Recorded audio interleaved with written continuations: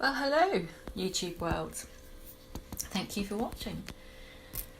This is an experiment. There's two paintings in this video, so I'm actually going to speed what you're watching up quite a lot to skip on to the next one, because this painting looked beautiful when it was wet and looked terrible when it was dry. So it's all about consistency, isn't it? So I'll explain as I go along. So it's really me experimenting off the back of doing my collaboration with Gail. You never really want to copy anybody else, but you want to find your own feet and you want to use the elements that you've learnt and implement them into your own art. So I will finish talking there and talk later.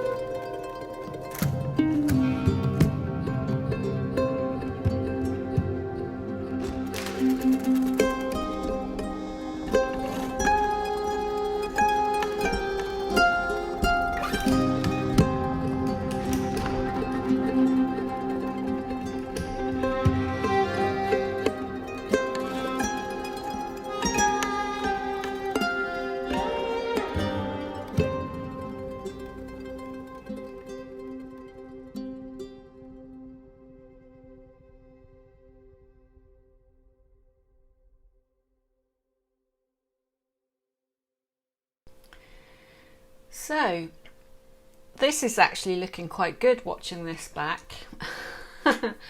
there's a lot going on, but me being me, I wasn't happy with those little flip thimbles. It was a thimble actually that I put some paint into and did a little flip cup. There was just too much going on for me.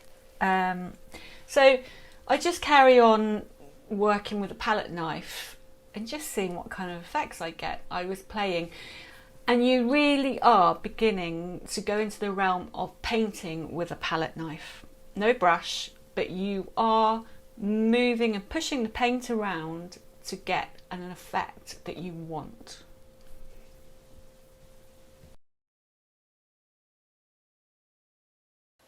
So I've just quickly put this on the easel so you can see how it dried. And before I move on to the next one, I'll talk really quickly, but you can see that the pouring medium, the consistency was way too fluid. Look how everything lost its shape. I was so disappointed. Move up. So much going on there, ridiculous. And you can see the high flow, and it does this. It kind of splits. If somebody wants to tell me why that happens, and splits away from the background. I mean, this painting is going on the embellishing pile. So I am so not gonna dump this. And you'll wonder why I did a flip cup, because I wanted to get a bit of a sky effect. So yeah, there we go. Explanation over. And hopefully this will be a lovely painting once I've finished with it.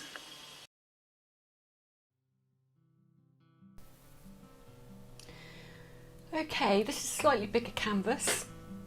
I can't remember the size off the top of my head, but I'll put it in the description below.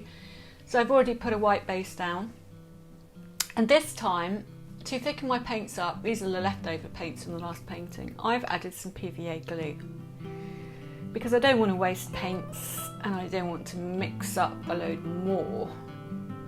So I've just literally added about a tablespoon of PVA to each colour.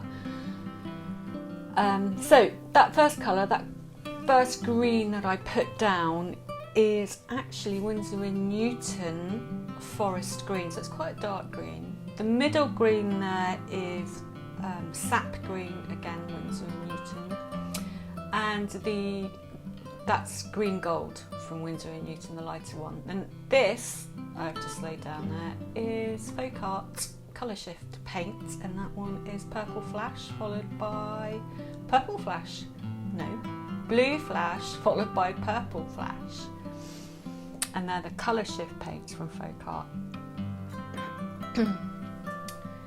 So this is my magic ingredient, and I mean it really is magic ingredient. This is zinc white, and this is what I'm going to swipe with.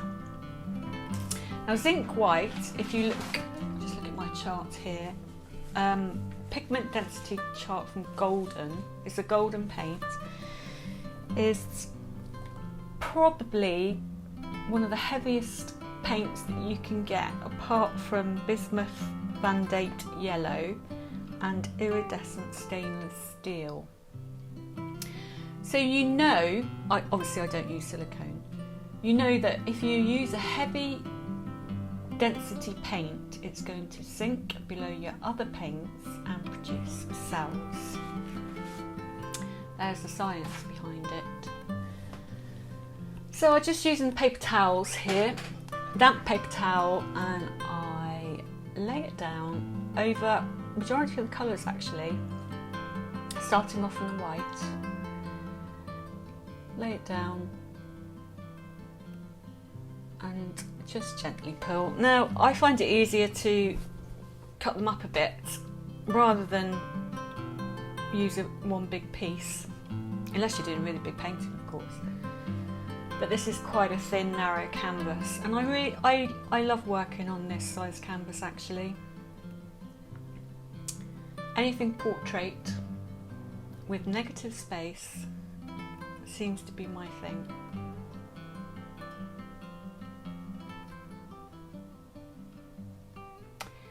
So you see towards the bottom there, it's nice and white. Now, this is what I've learnt from my last painting. Walk away and leave it. And obviously I've cut quite a lot out here.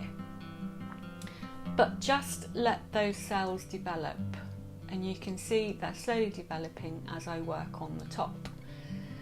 That's just black.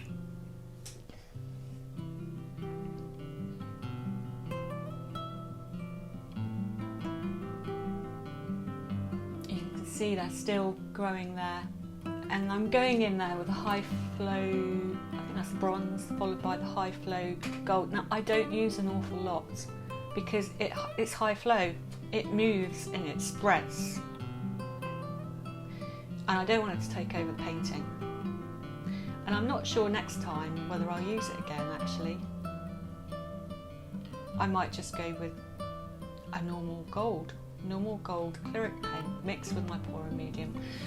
So now I'm working on what kind of shapes I can get with my palette knife without looking too, I mean at the moment it doesn't look too good, does it?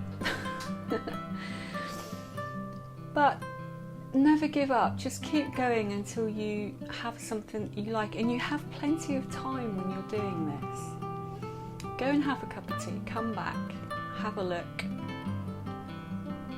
Unless you live in a really, really hot climate and your painting's going to go off quite quickly. And you can see those cells at the bottom, they are really starting to grow. And I'm panicking a little bit because I think, oh, really want them to hold their shape. I just added some more green at the top and just bringing in some movement. Oh, my screen's gone off.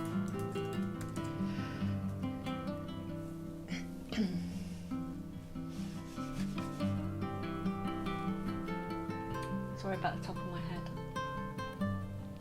I'm still working on camera angles and I couldn't really get this one any higher. So you couldn't really see the bottom of the canvas on this angle. So again, just working on dragging my palette knife now through those cells to get those petal shapes. And it's probably been about 25 minutes, half an hour since I've done the swipe, because I really want those shapes to hold. And you can see by now that the zinc white almost completely disappeared.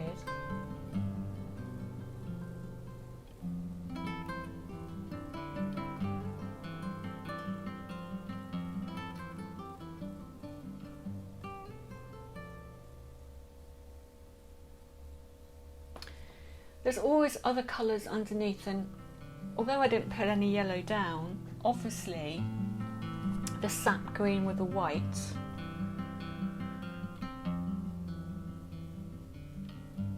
is underneath there.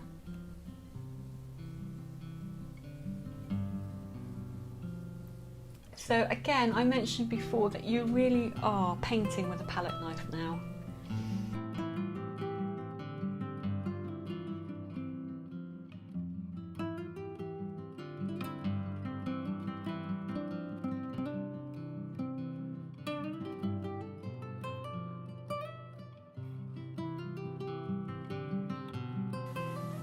So this is 2-3 days later, Saturday, Sunday, Monday, and compared to the first one, these have held their shape quite well.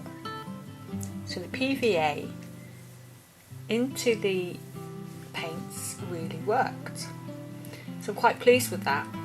I'm still going to do a bit of embellishment. First of all, whoops, lens cap.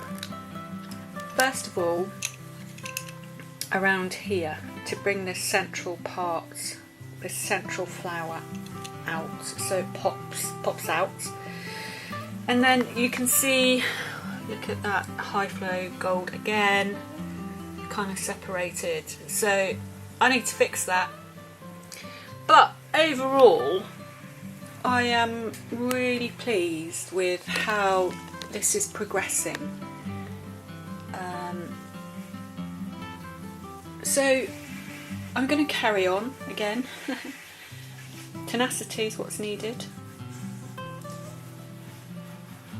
And the next couple of paintings, I hope, I will improve. Thank you for watching.